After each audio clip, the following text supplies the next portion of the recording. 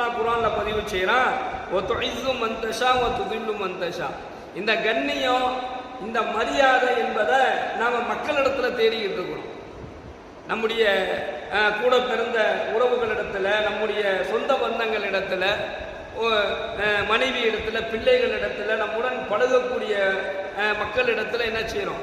மரியாதையும் கண்ணியத்தையும் நம்ம எதிர்பார்க்கிறோம். யாராவது மரியாதை இல்லாமல் நடந்துக்கிட்டாங்க அப்படின்னு சொன்னா அவங்கள்ட்ட நம்ம பேச மாட்டோம், இல்லைன்னா அவங்க இருக்கிற இடத்துல நம்ம இருக்க மாட்டோம், இல்லை அவங்கள பிடிக்காத அவங்கள விட்டு ஒதுங்கிடுவோம். அது யாரா இருக்கிறனாலும் சரி, கூட பழகுனராக இருந்தாலும் சரி, தெரிஞ்சவங்களாக இருந்தாலும் சரி, சொந்தக்காரவங்களாக இருந்தாலும் சரி, மரியாதை அப்படிங்கிறது ஒன்று இருந்தால் தான் நம்ம என்ன செய்ய முடியும்? அங்கே போக முடியும். அப்போ இந்த கண்ணியம், இந்த மரியாதையை எதிர்பார்க்காத மனிதரே கிடையாது. எல்லாரும் எல்லாரிடத்துலையுமே அதை எதிர்பார்க்கிறோம். யார்கிட்டையாவது மரியாதை கண்ணியம் இல்லைன்னு சொன்னால் அந்த இடத்துக்கு நம்ம போக போகிறது கிடையாது. அப்போ இதை பற்றி தான் அல்லாஹ் சொல்றான், யா அல்லாஹ் வ துஇஸ்ஸு மன் தஷா வ துதில்லு மன் தஷா.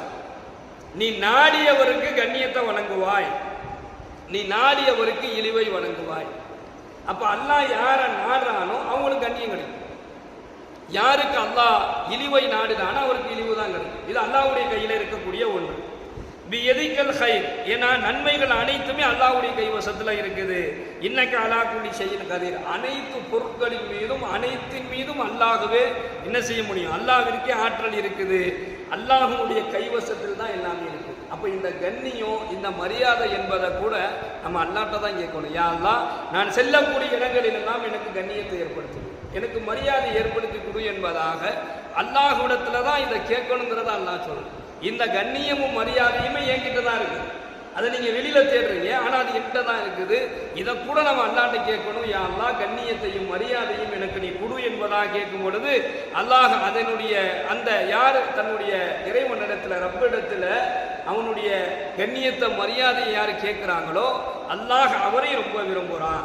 அல்லாஹ்வுடைய கைவசத்துல இது எல்லாமே இருக்குது என்பதை அல்லாஹ் தன்னுடைய வசனத்தின் மூலமாக அல்லாஹ் சொல்றான். அதனால நீ என்ன செய்யாதீங்க, இந்த உலகத்துல மரியாதைக்காக வேண்டியும், கண்ணியம் வேணும், மரியாதை வேணுங்கிறதுக்காக வேண்டி, ஒரு பதவிக்காக வேண்டி நீங்க சண்டை போடாதீங்க என்பதாக நாயகம் ஸல்லல்லாஹு அலைஹி வஸல்லம் சொல்றாங்க. இந்த பதவி கிடைச்சிருச்சுன்னா நமக்கு மரியாதையும் கண்ணியமும் வந்துடும் என்கின்ற அடிப்படையில் என்ன செய்யாதீங்க, ஒரு பதவிக்காக வேண்டி நீங்க சண்டை போடாதீங்க, ஒரு பதவியை நீங்க தேடி போகாதீங்க.